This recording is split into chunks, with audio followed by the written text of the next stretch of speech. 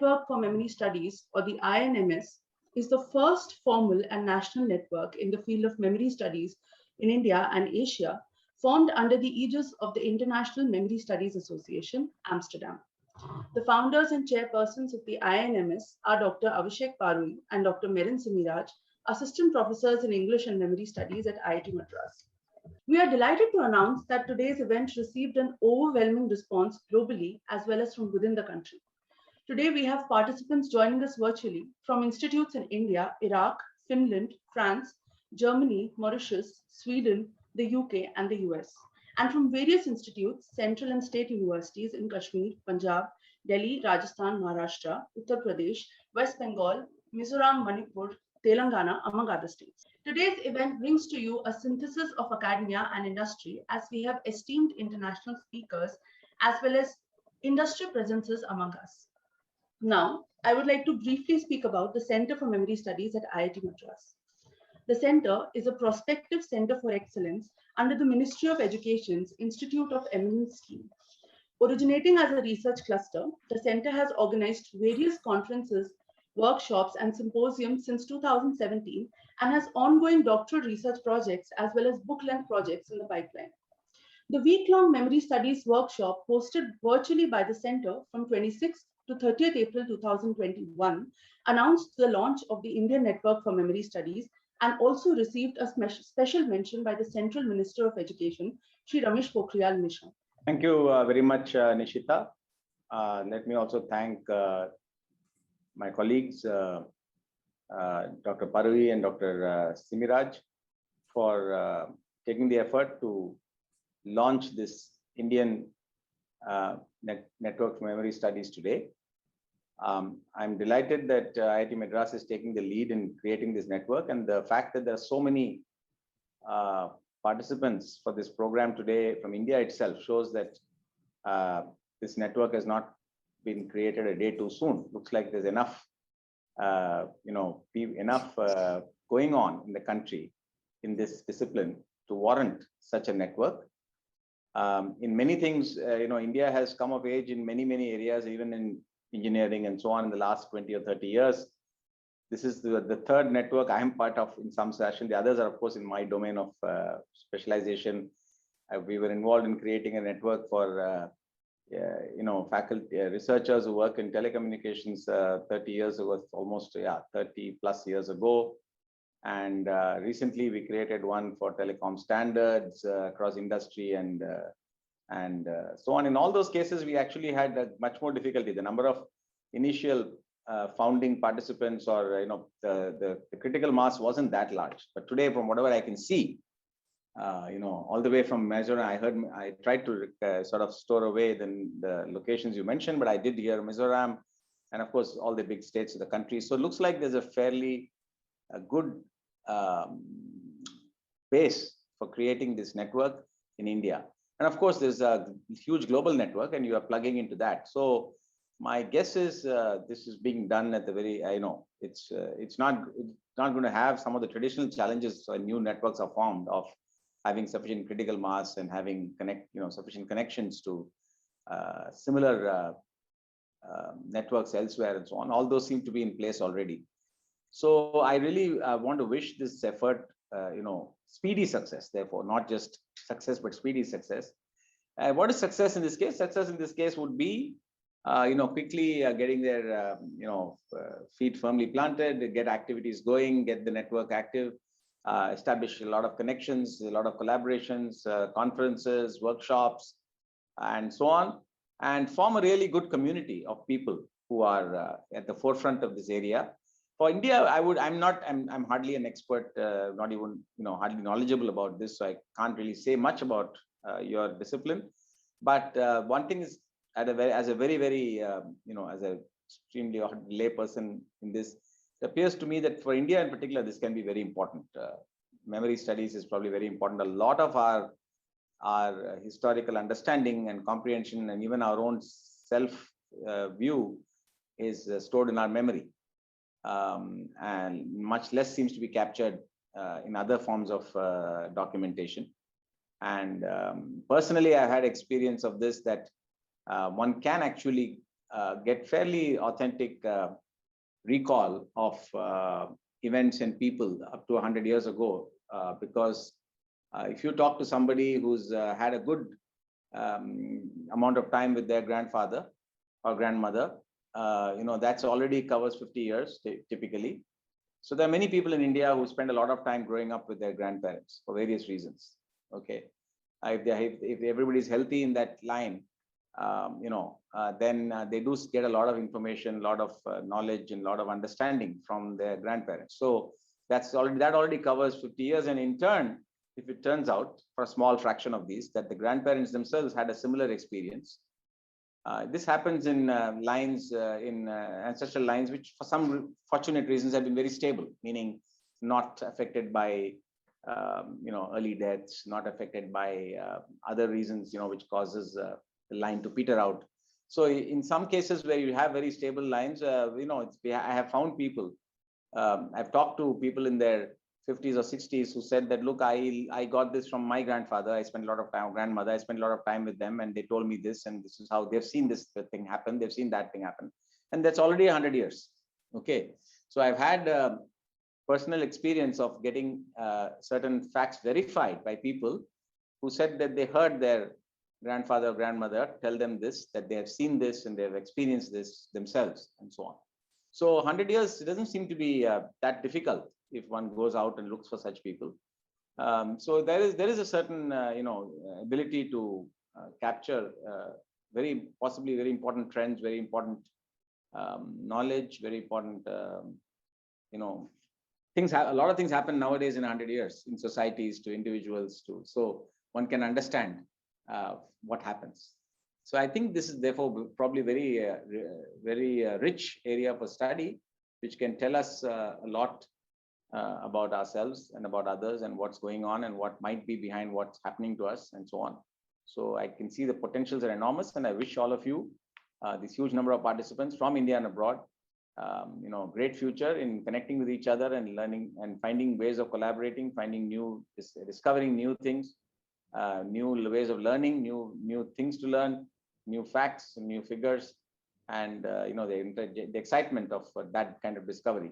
I wish all of you the very best, and I hope that all of you have somehow managed to stay well in this pandemic. You're all here today. I hope it remains that way for the remaining period, and I hope we get out of this mess as soon as possible. Thank you. Respected Director, Professor Bhaskar Ramamurthi, the Dean Global Engagement in absentia, Mr. Rajendra Prasad Narla from the Tata Central Archives, Professors Astrid Erll and Hanna Teichler from Goethe University, and all distinguished participants from different parts of the country, and I'm given to understand from different parts of the globe as well. So I welcome you all to the launch of the Indian Network for Memory Studies, curated by my young and dynamic colleagues, Dr. Avishek and Dr. Merin.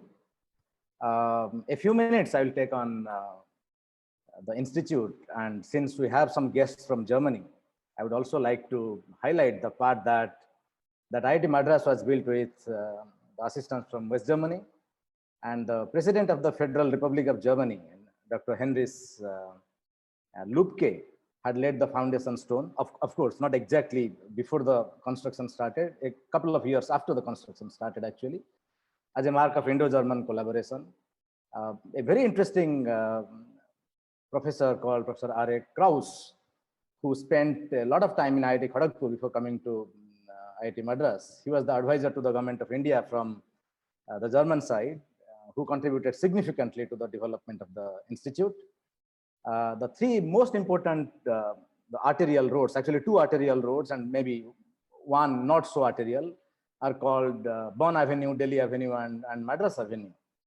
And if Bonn represents the collaboration with West Germany and maybe the internationalist urge of science, Delhi symbolizes the national mandate, and of course Madras, the local practices, location, and culture. So the first registrar of the institute, Mr. Natarajan, he used to say that IIT Madras is a tale of three cities, that is Bonn, Delhi, and Madras.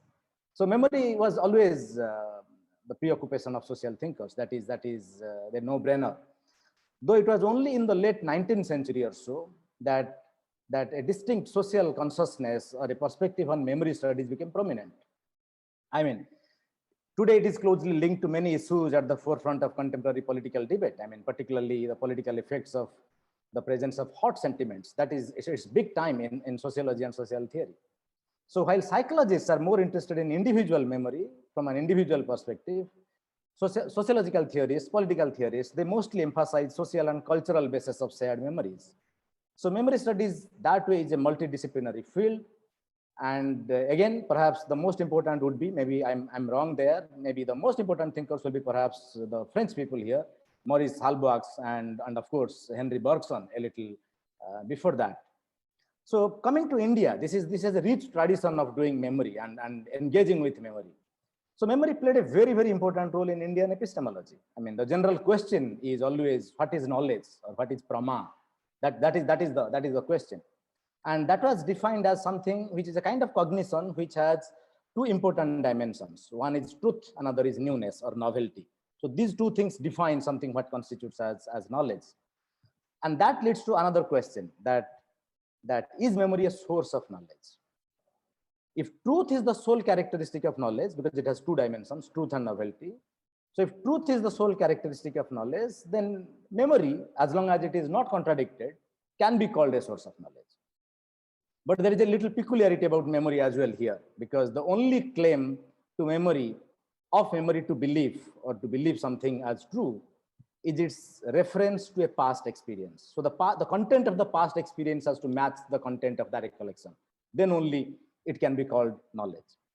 So the question of treating memory as a distinct type of knowledge, that way perhaps doesn't arise. But memory is still, in many disciplines, today at least, is still seen as a distinct source of knowledge, though there are still doubts. Whether it can be distinct knowledge or it is just a distinct experience. So that is something that mostly the jury is still out. So the experience in which the new emerges, the novelty, the second dimension, is called anubhuti. Whereas reproduced knowledge is called smriti. So anubhuti is different from smriti. So it should be noted here that the validity of memory is not being questioned here. That is what I'm not doing. It is the claim of being an independent source of knowledge which is being discussed, actually, if not exactly disputed. So memory is valid is not the same as to say that memory is not an independent source of knowledge. Okay. So it is not just important for a general discussion of Indian epistemology. It also enters into the discussion of the main ways of acquiring knowledge, at least in Nyaya Vaisesika school, which is pratyaksha, that is perception, anumana, that is inference, upamana, that is comparison, and sabda, testimony. I mean, we can again go to Mandukya Upanishad, we can go to waking, dreaming, and deep sleep, and so on and so forth. But many of you, those who are already familiar with the Hindu scriptures and many of its knowledge systems, you would know the difference between Shruti and Smriti. So the foundational scriptures are the Vedas, and they are designated as Shruti, while all other scriptures go under Smriti. So authority of Shruti is primary, that cannot be disputed, while that of Smriti is secondary. Shruti literally means what is heard, Sravana, Shruti. And Smriti means what is remembered, memory. Shruti is revelation, Smriti is tradition, because that we continuously go on doing it. We recollect certain things, what it means in our social life. So between the two, Shruti is primary because it's a form of direct experience, whereas Smriti is secondary because it's a collection or recollection of that particular experience. Whether Wordsworth saw 10,000 daffodils or not, that we can only guess, right? So that is why Shankara proposed that Shruti corresponds to perception or pratyaksha, and Smriti, it is anumana. That is Shankara for you, Shankara of Kaladi. 300-400 years later, Ramanujacharya, not very far from Chennai, just 40 kilometers from here in Sriperumbudur, though many in Srirangam will believe that he would be much rather should be known as one from Srirangam. So he basically differs from Shankara so far as Shruti and Smriti are concerned. And he tries to give some sort of, what should I say, legitimacy and sanctity to Smriti, to memory. So what he does, before he came, he followed many Tamil verses which are actually today, I mean, we know them as Nalayara Dibya Prabandham, or 4,000 sacred verses, which had been collected by a little before him by the 12 Vaishnavite Alvar saints. So they would actually much rather imagine them to be part of Visishta Dvaita, and they were treated equally at par with Upanishads. So these are sung even today in Srirangam temple and also in many North Indian temples. Okay, it's not just in Srirangam temple, in many North Indian temples. Not to, of course, Srirangam remains the most important part. What is interesting in Ramanujacharya is that there is a blurring of difference between Shruti and Smriti that goes hand in hand with his emphasis on bhakti rather than jnana as the ultimate means of moksha. Because if you give too much importance to jnana, then perhaps Smriti loses out to Shruti. But if you're going by bhakti, then perhaps it is at more or less at par with Shruti. So bhakti is that way defined in Ramanujacharya, Dhruva Smriti. It's Dhruva Smriti, or constant remembering of God. So constant remembering of God is something which is Smriti for Ramanujacharya. I don't mean to say that one has to believe in bhakti or in Ramanujacharya to do memory studies. No, far from it. What I wanted to say is that the existence of such vocabulary and a very substantive engagement with these ideas did exist. Now that we have new vocabulary, we have new ways of engaging with them, cross-cultural, cross-regional, so it's even more empowering and more enabling. So I thank Dr. Avishek and Dr. Merin, and I should stop here and allow the event to go on as scheduled, as planned. I welcome you once again and hope to interact with you sometime, somewhere later when the times are better. And all the best. Thank you.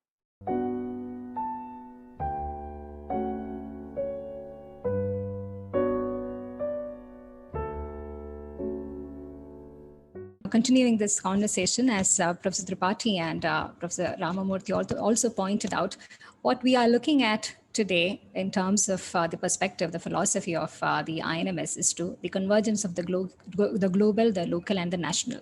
So we couldn't think of a better site to begin with than the archive, because ontologically the archive has always been conceived as something which brings together a number of disciplines, a number of practices. Yeah.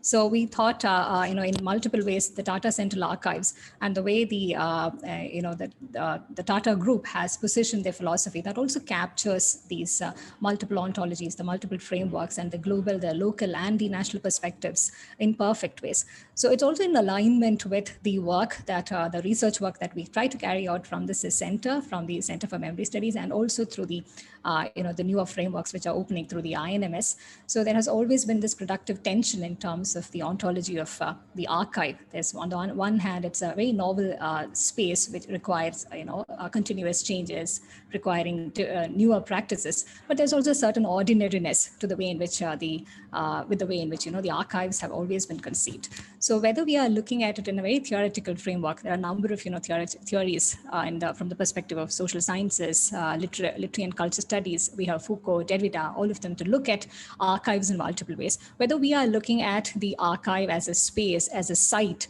or as a process through which knowledge has been processed, documented. I think today we have a historian as well as a technocrat who would engage in spatial storytelling, who would tell us about these different conversations which are possible, the trajectories which are being opened up. So when we are talking about archive, the usual sometimes some of the ways in which the archives are being looked at as something very distant, something which we cannot connect to immediately unless you have the tools to access it.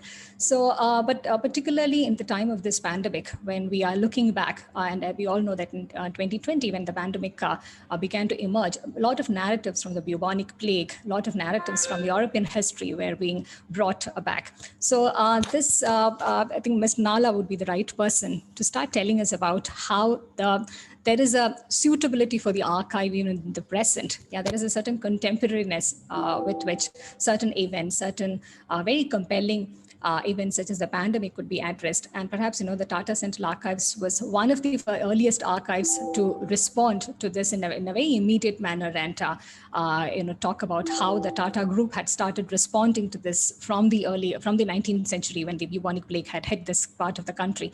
So thank you, Narla, for joining us. And I welcome you to open this conversation by sharing some insights about how we can connect the contemporary with the past through this tool of the archive. Way back in 1896-99, when Bombay was witnessing its first bubonic plague in history, there were about 18,000 people died in a year. So that was the time when the Chapekar brothers in Pune took objection to the plague commissioner forcefully entering their houses and inoculating people. The Chapekar brothers shot dead W.C. Rand and Lieutenant Ayerst. So on that backdrop, you find that Jamshedji Tata was in Bombay, now Mumbai. He was willing to experiment anything which is new. An Ukrainian doctor by name Professor Havkin has newly invented a new system of inoculation. So Jamshedji immediately came forward to take the shot, and he was willing to take a couple of more shots. That was the time when his son's marriage was around. And 10 days before his son's marriage, the marriage party, Hormuzji Baba, he arrived in Bombay and he came to Jamshedji's house for discussions. And Jamshedji made him stand in the queue where there was an inoculation session going on. And Baba objected to the kind of welcome he was receiving, but he still said, as an officer in the Mysore government, as an education officer, you should set example to others, and he gave them the shot.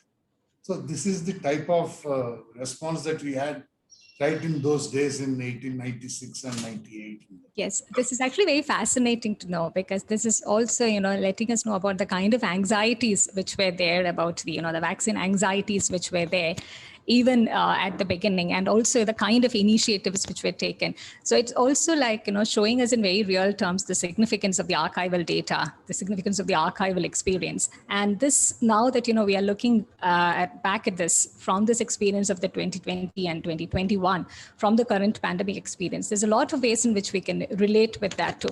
So at some level, I think such sort of very tangible experiences are also further foregrounding the fact that the archive is not just a theoretical site. It's not just a historical site. It's also something which is very imminent to us, for us to make sense of the contemporary, and also to know that, this is a journey that historically has was there to maybe in a different degree altogether. It also gives us a lot of hope that, we're going to get past this, because that is also one of the struggles that we are facing in very global ways, but trying to deal with it in practical terms in local and national ways. I was also wondering, there must be, newer challenges too when you're working during the pandemic period, because archiving is something which cannot, you can't stay at home and work. There's a process, and there are things that you need to go out there and do. So would you like to tell us quickly about, some of the ways in which Tata Central Archives have been trying to address this, and you and your team, how you've been trying to negotiate through this? The nation has not come to a standstill. We have so many queries coming my way during this epidemic on several fronts. There were court cases going on.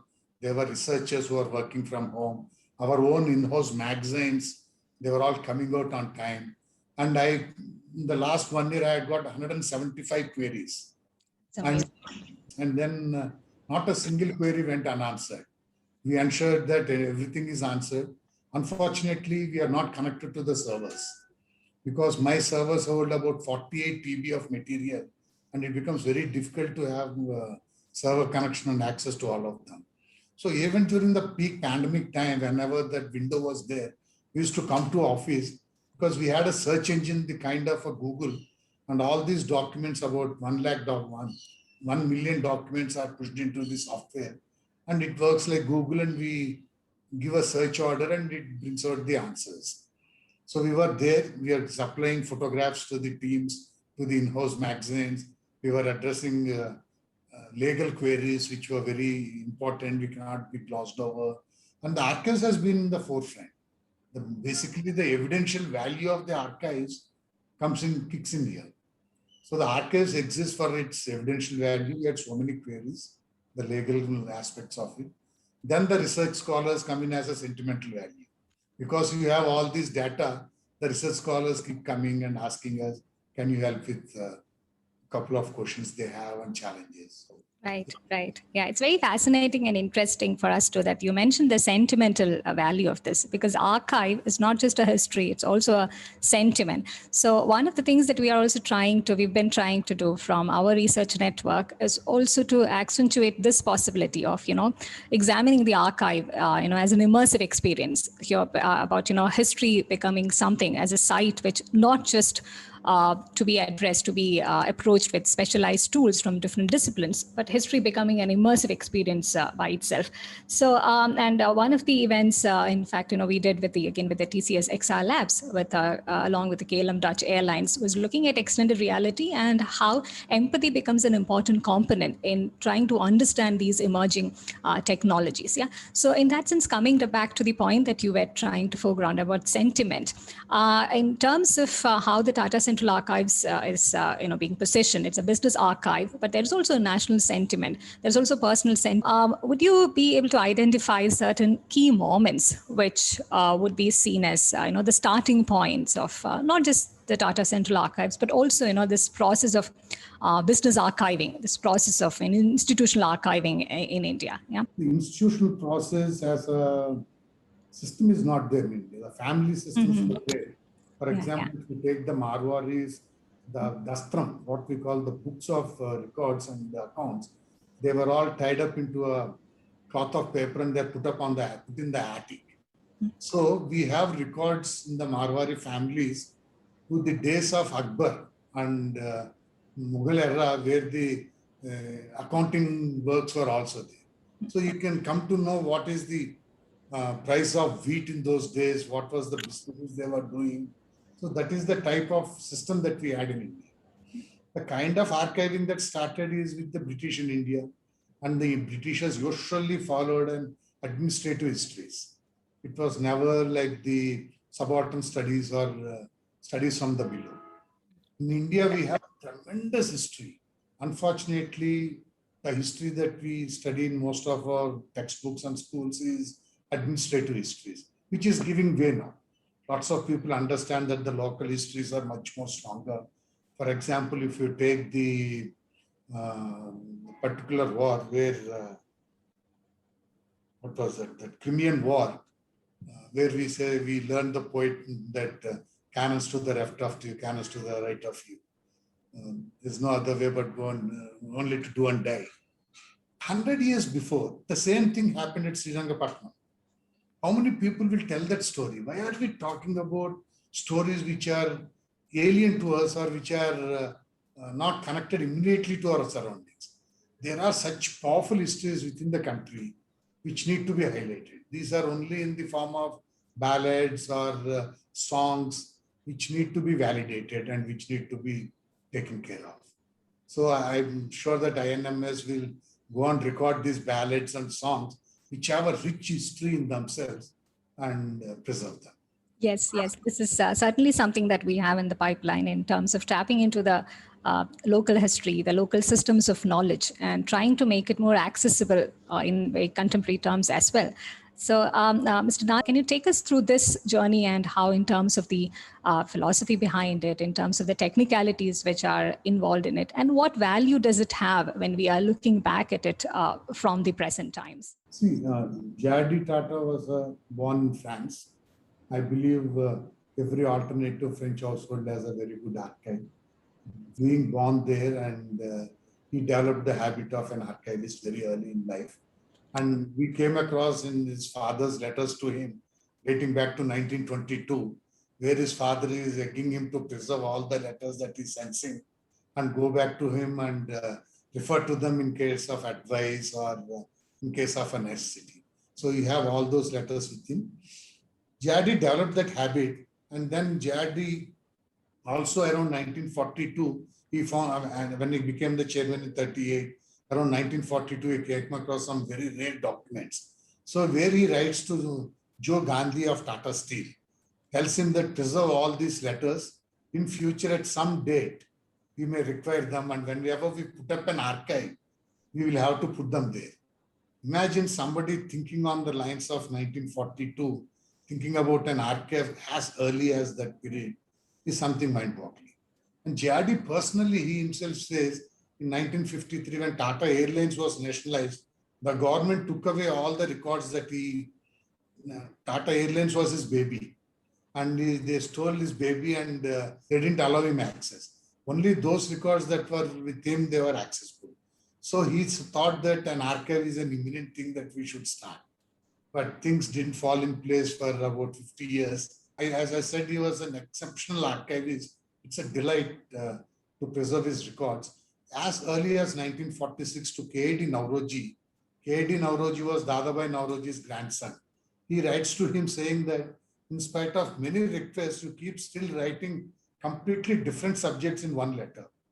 Believe me, those were the days when Xerox or photocopying machines were not there. You file it in one page, in one subject, the other two subjects are lost in the other. So he tells him, don't do that. If you continue to do that, I'll stop replying to you. Make sure that you write different subjects in different letters. And if you are in the habit of dictating everything together, give standing instructions to your secretary so that she will type them out separately. So imagine the way he had those letters. So the beauty is JRD maintained an alphabetical list of index, chronological list, and subject-wise. And there is a general thing. So there were 4 copies of each letter. And when he passed away in 1992 and around that time when we went into his office, everything was in picture-perfect condition in the almirahs. What a delight to archivists. It's so convenient to bring them in and collect them and put them there. So that is the way he used to do it. Yes, this is absolutely fascinating. And we also find a very compelling narrative emerging here as archive, as a form of storytelling.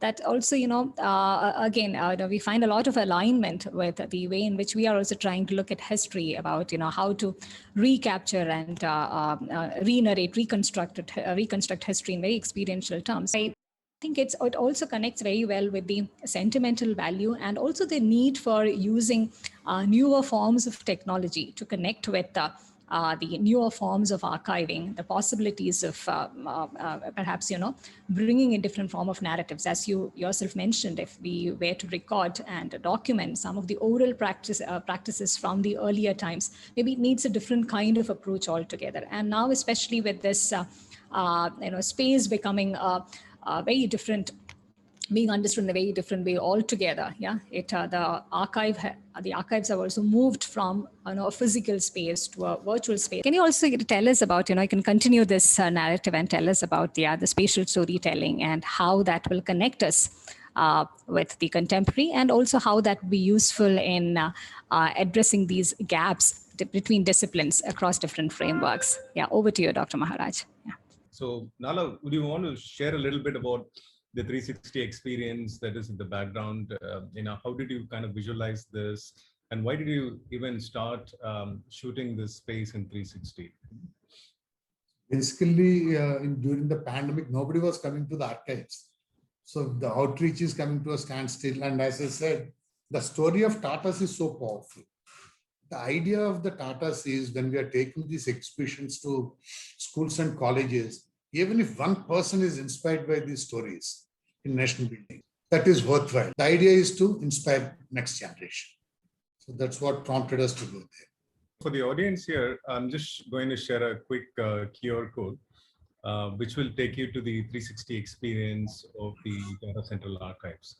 So you'll also, in that 360 experience, you'll be seeing a lot more features and also different spaces, how they have, captured, and also the embedding of the stories within those 360s makes it a really an engaging experience. So I'm not new to IIT Madras and the Memory Studies program. We have been doing a lot of programs jointly with them. A profession, right? Memory need not be just textual alone. It could be experiential too. This is the fantastic line that I keep repeating to most of my clients and most of my folks in the organization, that immersive experience media technology is going to be the future of computation itself, right? And we are calling this wave itself as a spatial wave. the visual index, right? And I work in that area, and we have had very fruitful collaboration with IIT Madras Memory Studies program. And in this presentation, I'll be briefly touching upon the newer forms of storytelling and how we can actually bring them into our own profession, right? Memory need not be just textual alone; it could be experiential too. This is the fantastic line that I keep repeating to most of my clients and most of my folks in the organization, that immersive experience media technology is going to be the future of computation itself, right? And we are calling this wave itself as a spatial wave, and this wave is going to bring about a paradigm shift in the way, and this wave is going to bring about a paradigm shift in the way things are going to be looked at. So purposes too, right? Even the 360 experience that Narla just shared, it touches a little bit on the spatial dimension, right? Where you're able to immerse yourself in a 360 format. And if you're having a virtual reality gear, you'll be readily able to see for yourself, these spaces, and you're completely immersed in that. So spatial offers you not just the, the information brought to you in a two-dimensional plane, but it is also in 3 dimensions. These kind of 360 experiences can inform the way we are looking at museum experiences too, right? Also historical places.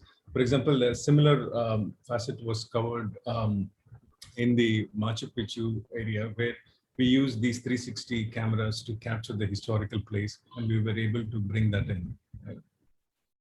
And it doesn't, limit itself to just, these kind of events. We can also bring in virtual reality too. So one of the ideas that we have is to use virtual reality to bring back the JRD's room, right? The JRD's iconic office space, so that people could also experience those spaces in a virtual format. But what we are trying to do is, we are capturing the space in a 3-dimensional fashion, and we are able to embed digital content wherever you want. For example, in the city of Chennai, you have all of these historical monuments, right? And if you're able to take your phone and look at a monument, it automatically pops up information that you need to know regarding a particular statue or regarding a particular monument, right? And these kind of, augmented reality triggered by the visual positioning system is the way forward that we have been articulating to different museums across the world.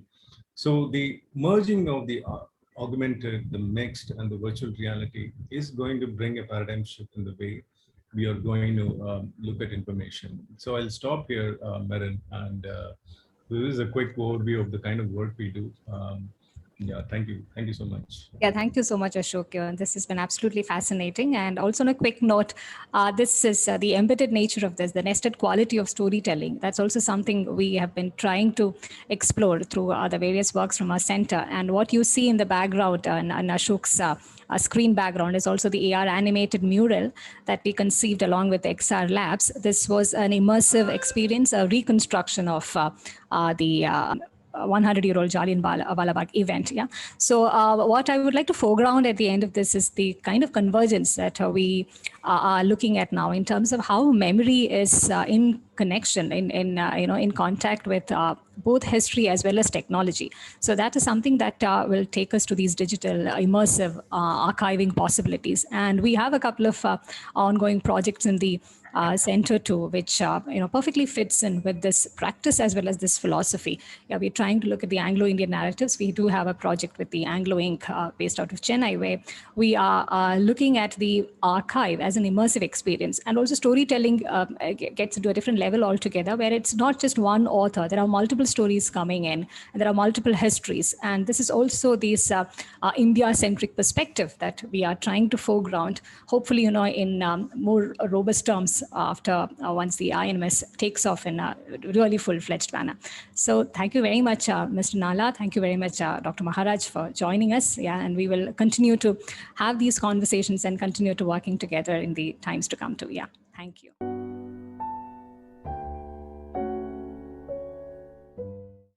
Let me first of all extend my heartiest congratulations for the launch of the Indian Network for Memory Studies.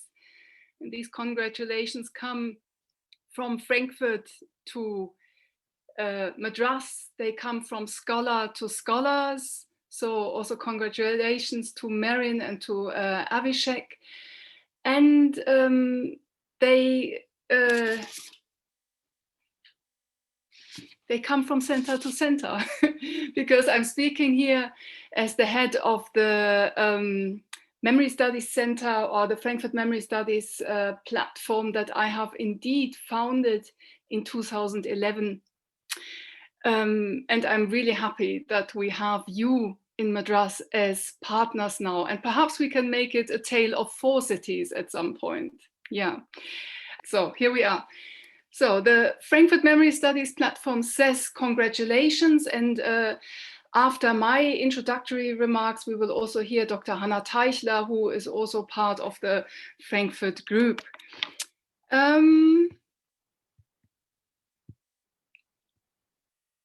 I should start with the question of what is memory studies? And there are many answers to that, and I'm very happy that our colleague just talked about the Indian tradition of thinking about memory, history, experience, and I think there is much more to be done in order of translating concepts of how we relate present and past across the different cultures. And what I would really like to see at some point is something like a dictionary of untranslatables that tries to relate stuff like recalling, remembering, forgetting, oblivion into the different languages and into the different traditions of thought. So all I can present here is the more European tradition of thought that I kind of academically grew up with, and in that tradition, I think we would say that Maurice Halbwachs is something like a founding figure for memory studies, because he used the term, and he wrote 3 books about the term throughout the 1920s, 1930s.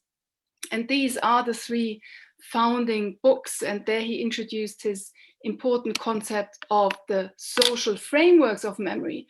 And let me just quickly recall that to you. The answer to the question of what is collective memory is the following. If you go home and tell your family at night over the dinner table what you experienced in this session, then this is already collective memory. This is sharing your experience with other people, okay? And of course, there will be many of these stories which will be very different, because what we select from the reality that we experience and how we combine it, how we narrate it, that will be very different from person to person. And this dinner table would, to Halbwachs, be one of the smaller social frameworks, the family, the group of friends, probably just the dyad of intimate relations, or the colleagues. And then he goes all the way, you can also think of larger social frameworks, like religious communities, like nations. Today, we call these social frameworks often scales of memory. And that's an important term when we want to talk also about transnational memory and how that works. So that would be the basic idea by Halbwachs that he introduced. And that basic idea is simply, you are never really alone when you remember.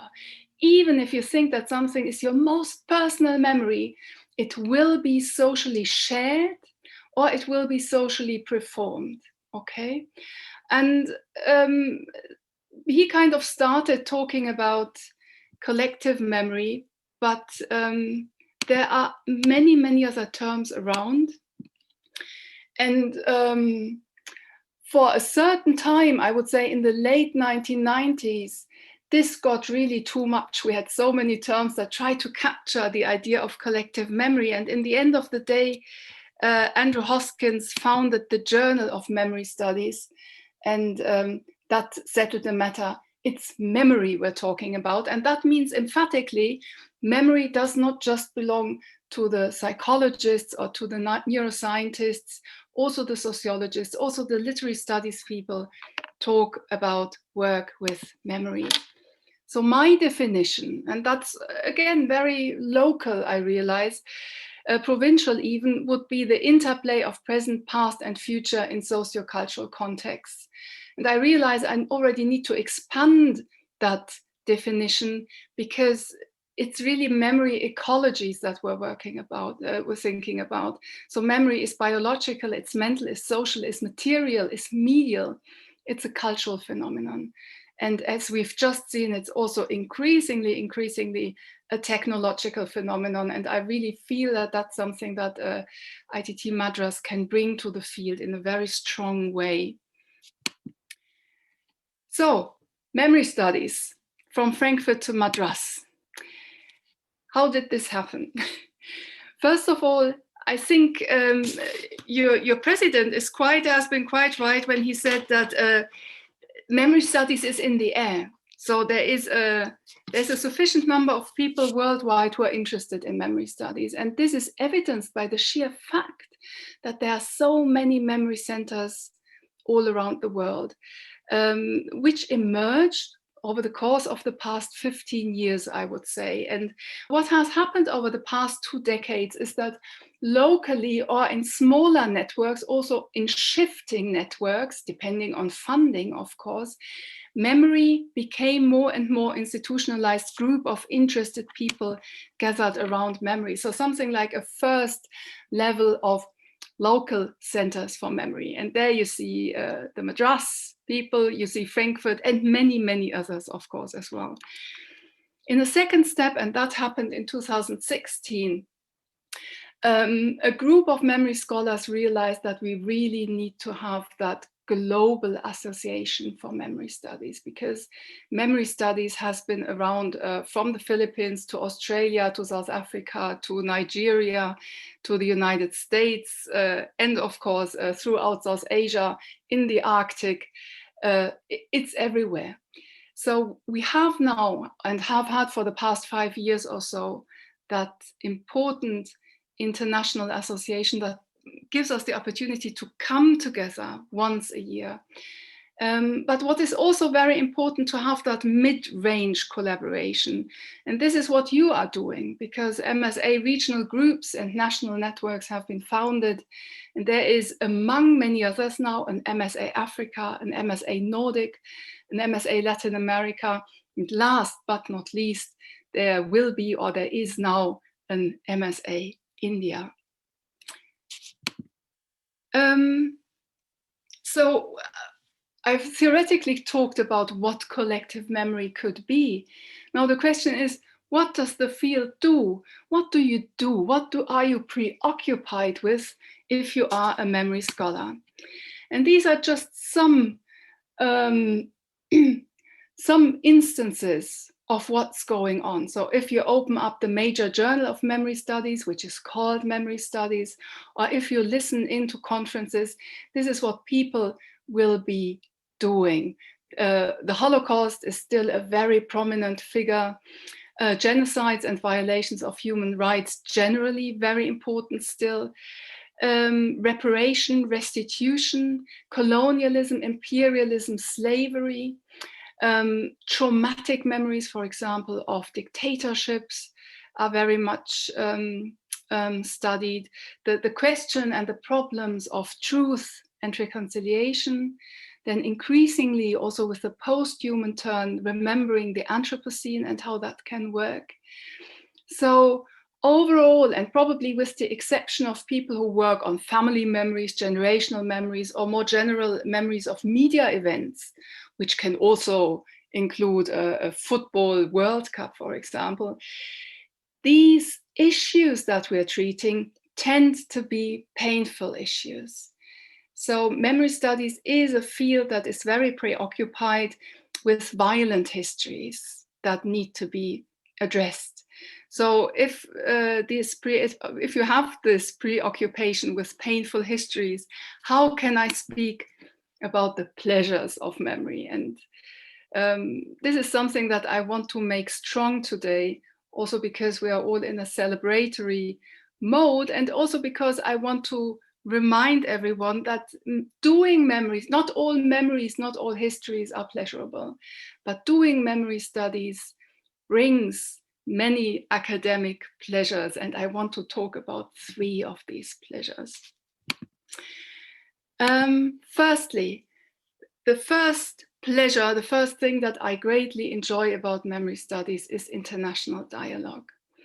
And that means, first of all, that it gives us the opportunity to compare various histories and to compare them, and also to find, and sometimes they are there, sometimes they are not there, to find connections. So are these entangled histories that are remembered differently in different places? So in the sense that the Black Lives Matter movement in the United States is, of course, historically entangled with European colonialism, imperialism, and in the end of the day, also with the history of India. Then there are memory crossovers. And with that, I mean that we have transnational and transcultural memory as a research object. So we're interested in how certain memories can travel, for example, with migrants. No? So Indian diaspora, how do certain Indian memories travel across the world through its diaspora? But of course, we also have a transcultural and transnational research practice. That's what we're doing right now if we bring together Frankfurt and Madras.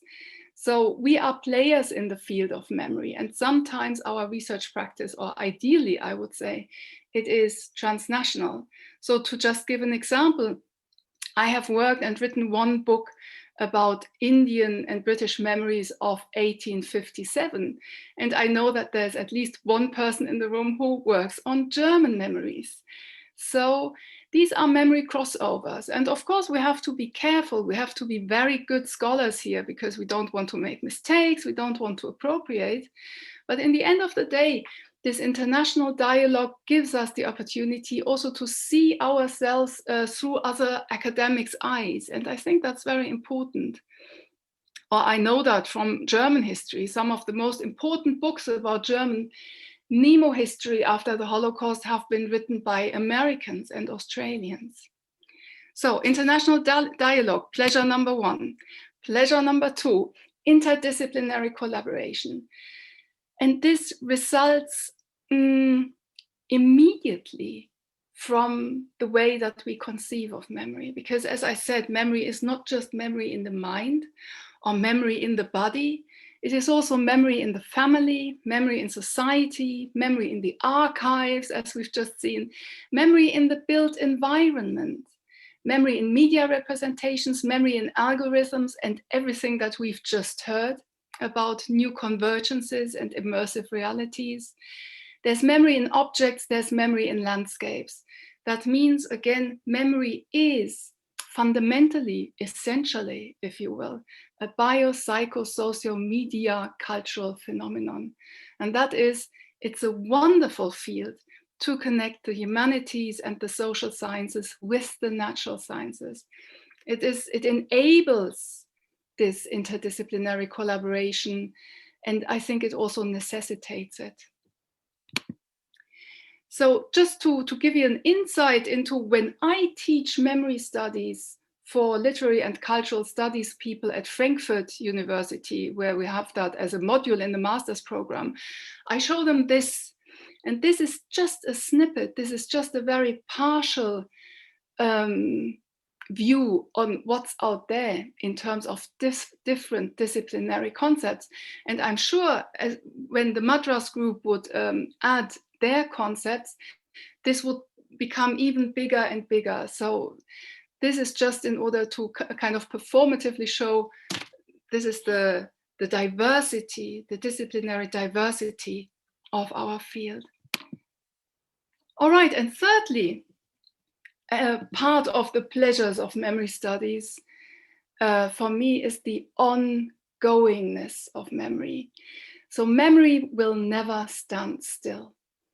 Perhaps we could imagine something that is basically impossible, but perhaps at one point historians can reconstruct every detail about a past event. But that does not mean that the memory of that event will then come to a standstill. Because what memory culture does is it continuously, and with each generation, with each recall, in fact, reactualizes what it highlights, it recombines, it re-narrates. And one example is the First World War, of course. I mean, we've had more than 80 years of commemoration, and strong commemoration, for example, in Great Britain, not so much in Germany. And I have written my first dissertation on British memories of the First World War, and I really thought that I knew the field and that nothing could surprise me. And up until the late 1990s, the British memories were very ironical memories. There was, I think, a certain pacifist, but also patriotic direction in there. And it was very much focused on the English experience, I would say. And then suddenly with the centenary, completely different histories emerge, histories that the historians had, of course, known all along, like the colonial soldiers, like the soldiers that came from India. But suddenly in broader and public memory cultures, these factors became salient. So memory was moving again, was changing again. And that's something that we have to observe. I'm sure that in 10, 20 years, exactly that memory of the First World War will look very different again, depending on what present knowledges, present challenges are. So memory does never stand still, and that also means our work is never finished. So memory studies is some stuff for the scholars who like to go on and on and on. So these are my three pleasures of memory studies. It's internationality, it's interdisciplinarity, and the ongoingness of the scholarship. And I want to quote Wolf Kannsteiner here, who wrote 20 years ago that memory studies is a rare combination of social relevance and intellectual challenge. And that's important for me. Memory studies is very relevant, and memory studies moves academia, and particularly the academia that I stand for, the humanities, the literary studies, the aesthetic stuff. It moves that out of the ivory tower. And I want to end basically on a note on that social relevance again, now that I've spoken about the intellectual pleasures. And that is, memory is not just about the past, and memory studies also is not just about the past, but it is about the future, really. And it's Bloomsday today, and I'm not ending on a James Joyce quote, but I'm ending on a Shakespeare quote. What's past is prologue. What you need in order to imagine the future, to have a sense of what might come, to be prepared, or to have visions for the future, you need to have memory. And that's something that historians have known all along. The German historian Reinhard Koselleck has described this with the space of experience and the horizon of expectations. And now also neuroscientists find that there are locations in the brain that are basically identical of recent memory, episodic memory of what I experienced, and the imagination of the next step of the future. That seems to be one integrated remembering, imagining system or nexus. And I think that nexus is important and makes it for us so relevant in order to critically assess what our societies choose to remember and how. And now I'm asking my last question, and that is, while memory studies is a very interdisciplinary field, I would say that it's still very, very important that we bring to it our very disciplinary trainings, our key concepts from our disciplines, and also our very particular methodologies. So for me, the question is, what can I bring to memory studies? And as Avishek, Merin, and the affiliated scholars of your center, as well as the memory studies people, have a primary training in literary studies, That's the big question for me. What can we bring to memory studies? And that's perhaps what Hanna Teichler will address in a minute. Thank you.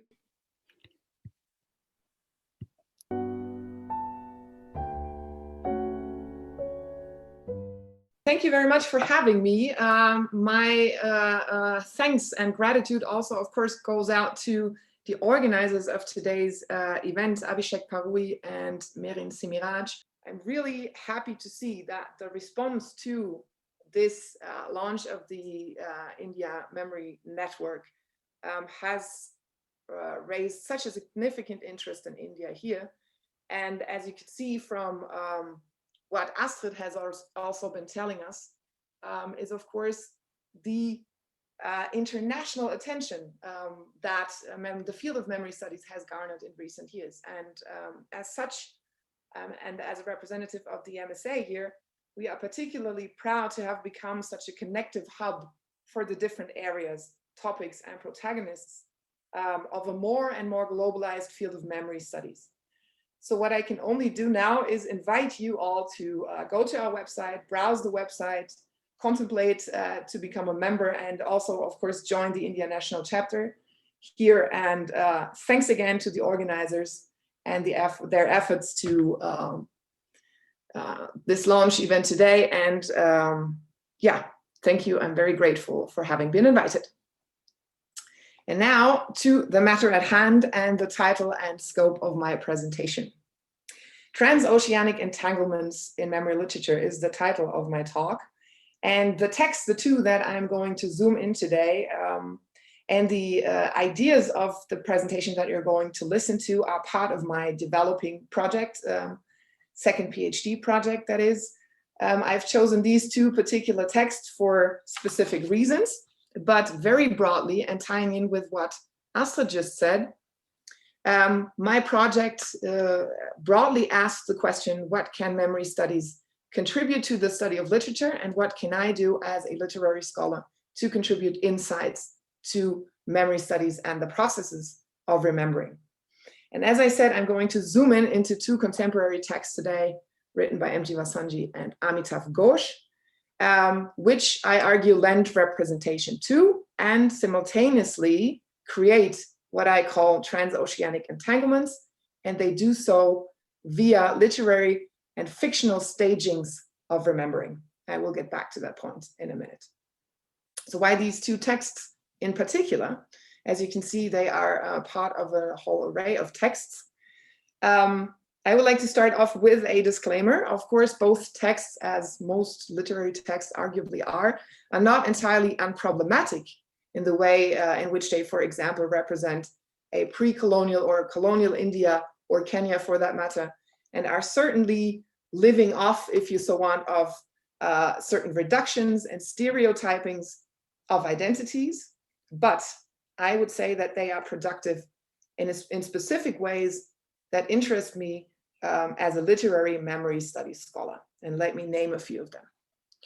First of all, these texts do not take spatial and cultural orders such as the Indian Ocean for granted, as all label carry restraints that such texts won't abide by.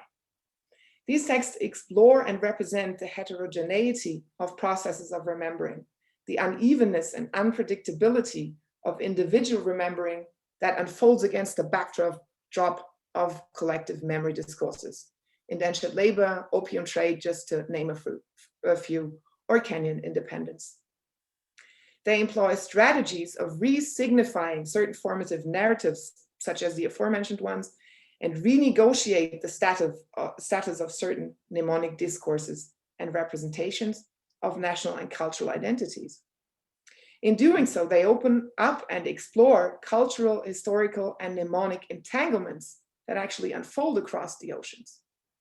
And they are not invested in rehashing colonizer-colonized paradigms and relations, and are simultaneously not solely interested in exploring South-South relations as the critical counterpart of, for example, colonizer-colonized paradigms.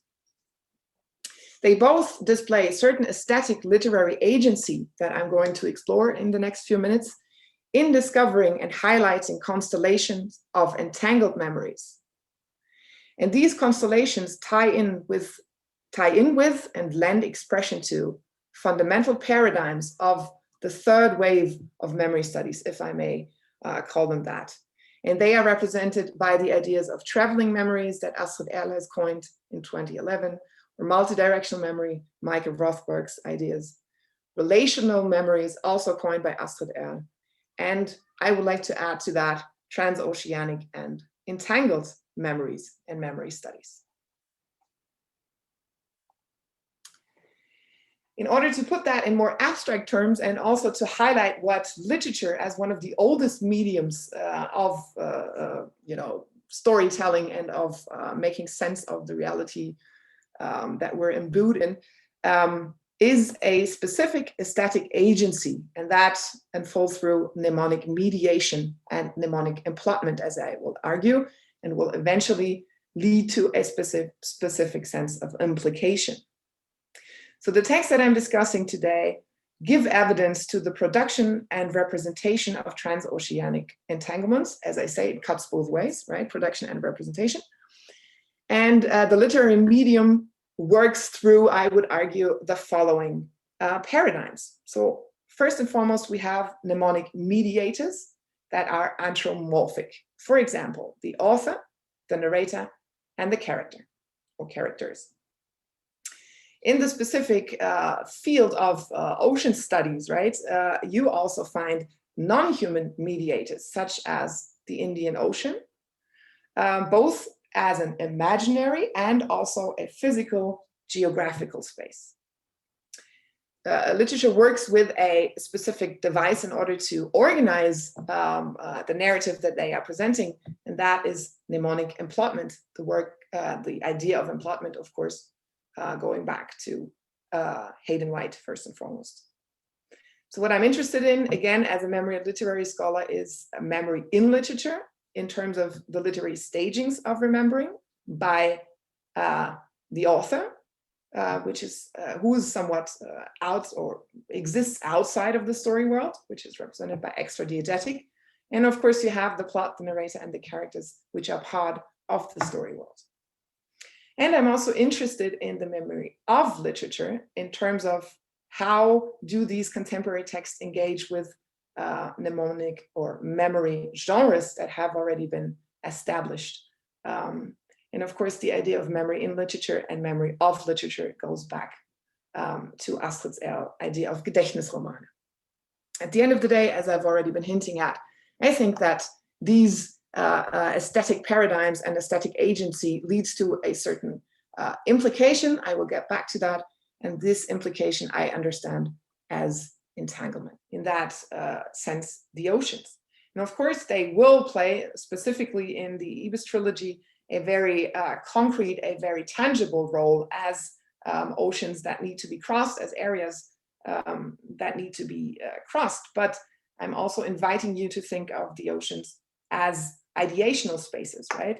In the sense of Gilroy's Black Atlantic. And these ideational spaces become spaces onto which to project and through which to explore memories, histories, identities, and also futures. And I would like to direct your attention to, of course, the work of Isabel Hofmeier and Gaurav Desai in that area. So Black Atlantic studies, and this is kind of where my transoceanic idea also comes in, has emphasized, I would argue, a study of the histories of the Atlantic with an emphasis on the triangular trade and the experience of slavery and the Middle Passage, right? The Black Atlantic came somewhat a reference to the experience of the Middle Passage, and the Atlantic here is, as I've already said, an imaginary and a physical space, but not an agent in and of itself. Here's a nice quote from a scholar called Peter Steinberg. He said, Gilroy never got his feet wet, so he remained with or on the level of understanding oceans as ideational spaces. And the emergence of the Black Atlantic paradigm, of course, was conceived as a corrective to terracentrism that was ruling post-colonial studies, perhaps, or that was dominating post-colonial studies. And Indian Ocean studies in recent decades was, I think, also established in order to counterweight this emphasis on the Atlantic, on the Black Atlantic and the experience of the Middle Passage. And it led to a creation of a distinction between the Indian Ocean and its paradigms and the Atlantic Ocean and its paradigms. And Indian Ocean studies is interested naturally in conventions of how the Indian Ocean was represented historically and also contemporary. In that sense, Isabel Hofmeier has put forward the idea of Indian Ocean as method, right, in order to emphasize networks, entanglements, and multiple modernities that unfold on the Indian Ocean. And again, this is where my idea of transoceanic entanglements come in. These perspectives or these distinction between Indian Ocean and Black Atlantic studies is somewhat artificial if you look at the text that I've been introducing you to. And I think that a lot of these literary texts try to overcome these kind of critical boundaries that were erected.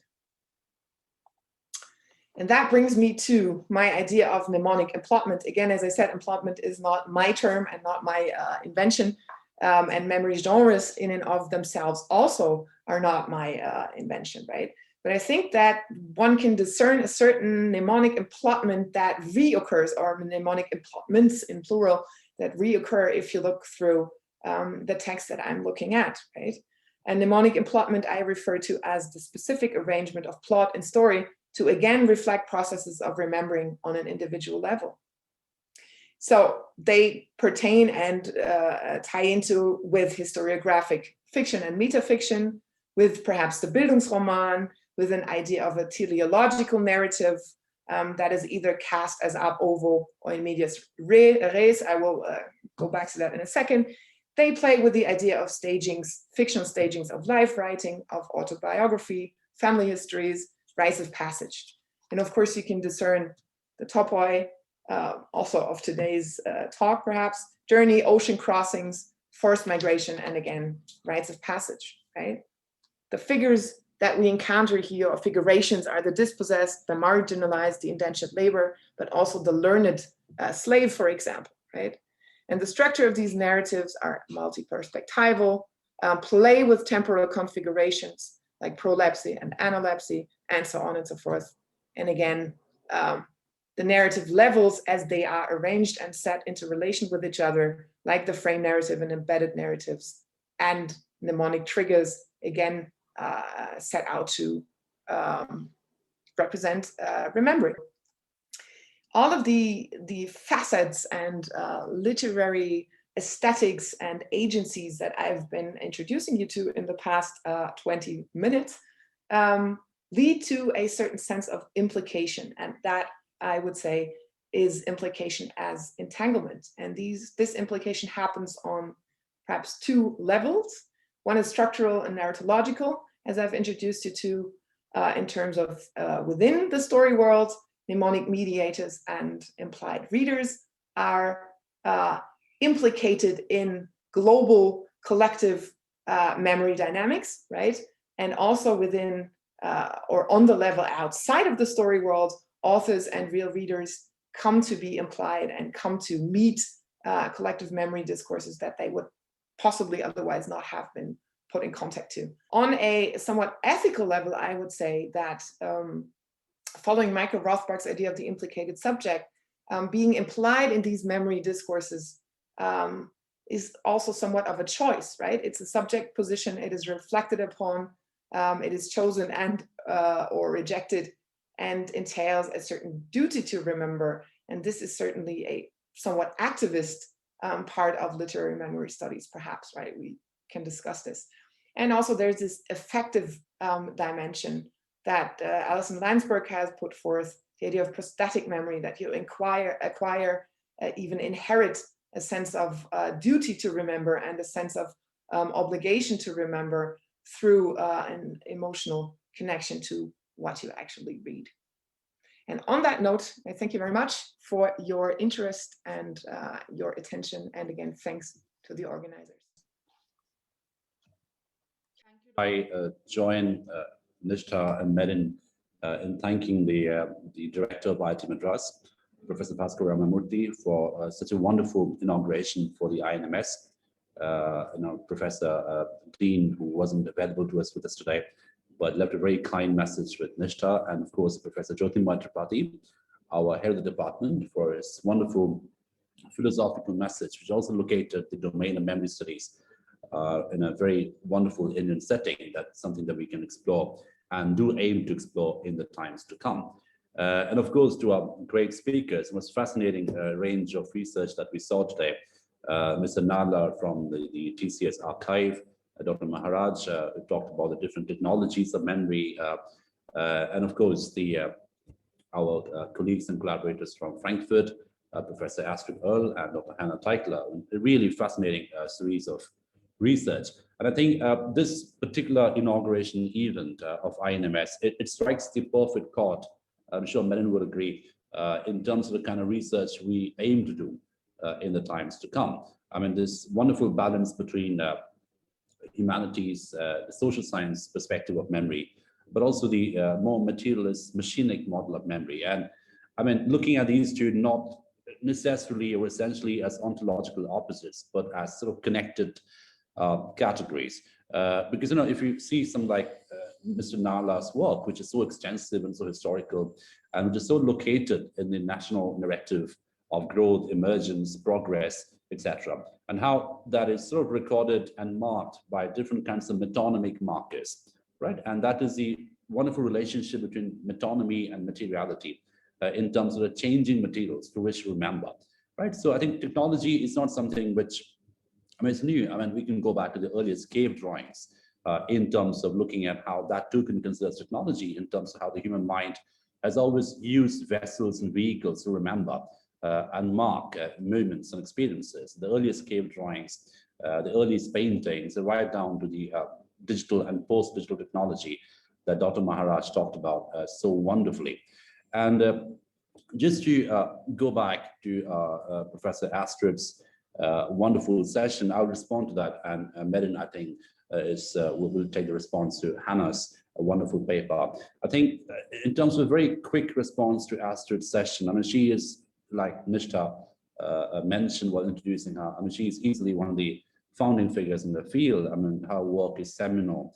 And for anyone interested in memory studies, I mean, that's, we sort of grew up reading and studying and perhaps consuming that theory, that wonderful lens that she offers us. But I think when she was talking about Andrew Hoskins, and in terms of how the ecologies of remembering and memory is perhaps the model that we should engage with from different perspectives. I mean, that brought to my mind Andrew's notion of the sort of the emergent quality of memory and the connective quality of memory, right? And how these two categories of remembering should be seen as interdependent and not necessarily different, because the human neural sort of epiphanic model of memory, which is sort of biological, cellular, perhaps neural in quality, is also already material in a certain sense, right? Because we are all embedded in certain matrix and machines around us.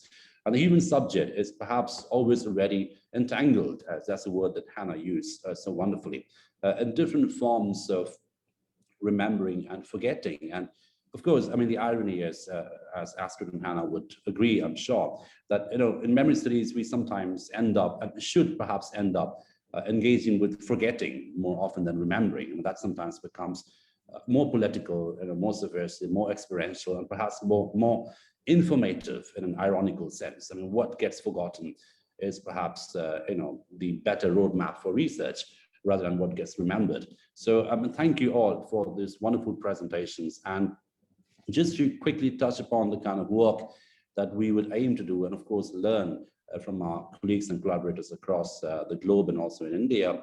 I think we conceive this network of memory studies, and of course the Indian network of memory studies, drawing on the very rich scholarship which is always there, already there. The memory as a political phenomenon, memory as a neural phenomenon, memory as a cultural collective phenomenon. But I think we find ourselves increasingly interested in looking at memory as a daily phenomenon, a memory as a sort of almost mundane material phenomenon, the dailiness of remembering. And we have Jenny Wusenberg here in the audience, I think, and she's got a fascinating project on slow memory, right? And this is the kind of work that we see ourselves doing in the times to come. I mean, moving away from the big event model of memory studies in terms of looking at the slowness, the everydayness, the sort of Quotidian quality, if you will, about memory and forgetting, which perhaps reveals how memory and forgetting are sort of connected categories, and cognitively, collectively, ontologically, theoretically. And we need to take a look at this from sort of perhaps a more deconstructive model, rather than just looking at it as sort of dualisms. And I think this is where Astrid's work and Hanna's work comes in so originally, in terms of offering the sort of good old literary theory model of looking at memory as moving away from the dualisms of remembering and forgetting, and looking at this as sort of ambivalent activities. And I was fascinated with the idea that Astrid pitched towards the end of our session, the sort of unfinished quality about memory studies. And I think that's probably a cause of celebration. I mean, with due apologies to Jürgen Habermas, the idea of the unfinished project in memory studies. I think it's one of those disciplines which is sort of ontologically designed to be unfinished in a certain sense, right? So there is no closure in memory studies as a discipline, as a systemic study. And I think the mutability of memory studies in terms of the different kinds of lenses that can be looked at is greatest challenge as well as its greatest reward, right? So, and as Hanna was mentioning, I mean, there are these mundane markers of memory. I mean, there are these pamphlets, these novels, these written documents, oral narratives, so quite literally the oceanic quality about the textual tools of memory studies. It is actually quite oceanic and quite fluid in quality in terms of how they inform and reform each other. So thank you very much for those wonderful presentations. And I personally learned a lot from each one of your interventions, Mr. Narla, Dr. Maharaj, Professor Astrid, Dr. Hanna, and we look forward, very, very much look forward to sort of keep this dialogue going and keep collaborating with you in the times to come. So I now request Ashria Maria, our project associate, to kindly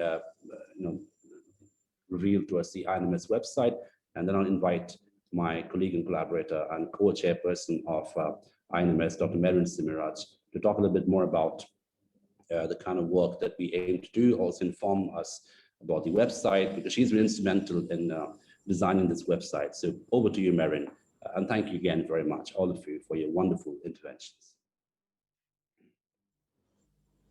Thank you very much, and thank you all of you. And this is with great pleasure that we launched this website, and this is a very special moment for us. And so we do have, let me very quickly tell you about the kind of work that we aim to do over here, as well as we have some ongoing projects which are primarily looking at the Anglo-Indian community, and we are also heavily invested in, as Hanna as well as Professor Erll highlighted, we're heavily invested in our own literary tools. So fiction is something that we use as a medium to enter these multiple narratives. We use that as a major tool in order to analyze many of the things that we are doing as part of our work. Let me also very quickly connect this with some of the aspects that Hanna also foregrounded. Yeah, so we are also looking at fiction as a memory genre. So a couple of our projects, particularly the ones which are trying to look at histories which are not otherwise documented in the other spaces. Yeah, and just like Hanna mentioned, how the ocean becomes a character. So we also look at certain events where the events become characters, particularly when you're looking at, say, the Anglo-Indian community of French descent, the Anglo-Indian community of the Portuguese descent. We find certain kinds of rituals becoming characters. So this entirely, it was very fascinating to know how you use the terms such as the emplotment and the entanglement. And we find that the human histories, the lives are also very deeply interwoven into these non-human, but at the same time, those non-human characters are very, very animated as well. So these crossroads of histories, as Hanna also put it, it's very pertinent to the kind of work that we aim to do from here too. So I now invite you to, on behalf of the INMS, I invite you to take a look at our website over here. So we have a very brief description followed by an invitation to join and register. Once you begin to scroll down, I think, the website, the address of the website will also be given in the chat now. Once you scroll down, you will begin to see a registration link. and which also has drop-down menus. So we do invite you to take a look at this right after this session and register, and you will get an email right after this. You'll hear from us, and if you have interesting projects and if you would like to we do have internship opportunities and such things coming up. We are also looking forward to take on board more project associates. We do have project positions coming up, so continue to watch this space for more engagements from our end. And if you have interesting project ideas, feel free to write to us, and we will be very happy to get back to you. And nowadays it's also easier to meet since the meetings are also virtual. So this is something, the RMSS Research and Memory Studies series is something that we initiated last year, and one of the inaugural programs was the session that we had with the Frankfurt Memory Studies platform. So this is entirely appropriate that we have this Frankfurt Madras moment over here right when we are launching the INMS website too. So the objective behind the RMS is to initiate a conversation, a dialogue across different disciplines, across different networks and centers, as Prof Astrid also had put it. And we also try to bring in, develop this as a resource site for scholars and peers, and for us to learn as well, co-learn in this process. So we are also very delighted to share with you that it has been a very humbling experience for us over the last 1.5 years. We've seen this network grow, and we've received immense media coverage. So this is something we're very, very delighted to share this with you. And please do visit the site and to get more details of the ongoing projects and the events that we had done before. And the site, we will also continue to give you an insight into the kind of work that the upcoming events and the upcoming workshops and the other projects that we will be doing from the center. So we also have, among the other things which are coming up, we do have a number of MOUs and certain events in the pipeline, and we have been collaborating with some of our partners from King's College in London. So we also have an event on food and memory coming up. So do stay tuned with us, and we will be posting the details in the website. And some of us are already in our email list, so you will be receiving updates about that too, about all the upcoming things that we're doing. So we are also using this opportunity to bring out a newsletter from the center, as well as from showcasing the activities from the INMS.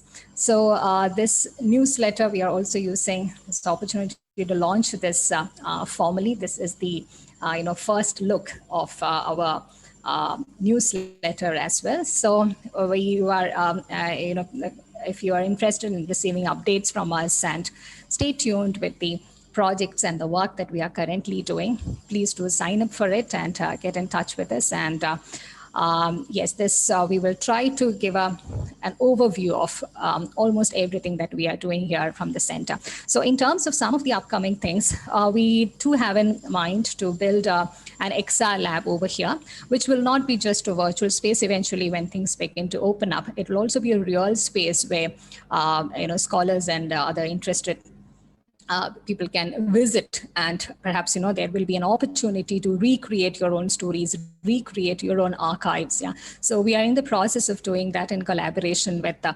TCS and other experts from the domain. So this we'll keep you posted on this, and we hope to be able to that the things that we are right now conceiving in a theoretical way in terms of making memory and history accessible in an experiential way, that's something that we hope to relive through this space, which will be accessible in real space as well as in virtual space. Yeah? So please continue to stay in touch with us for more updates on this. And we do see this as the kind of work that we are doing as eventually having the potential to change the way in which humanities education itself is being designed in terms of the newer interfaces. And we do know that interdisciplinarity and transnationality, they do assume a lot of theoretical significance. So we are also, what we're trying to do from the center and through the INMS is to make the aspects of interdisciplinarity and transnationality as something which will define the changing phase of humanities education. So this is, we are thinking about courses, the joint programs. So we already have, a couple of courses and certificate programs which are designed. Hopefully they will take off next year in 2022, and we will be, keeping you all posted on that. So thank you all for this overwhelming response and the kindness with which you've been responding to our events and the participation. We're very grateful for this, and we are open to receiving newer ideas, and we really hope that we'll be able to continue this conversation and take on interesting ideas on board, and perhaps truly develop an Indian network and an Indian model for memory studies. So I thank you all again. Thank you particularly all our chief guests, chief speakers, and taking time off. And this has been wonderful, connecting across time zones and across spaces. And we invite you to continue to stay in touch with us and stay tuned with the details that we have from our end. I thank you again. Thank you all very much, and stay safe. And we look forward to continuing to stay in touch with you all.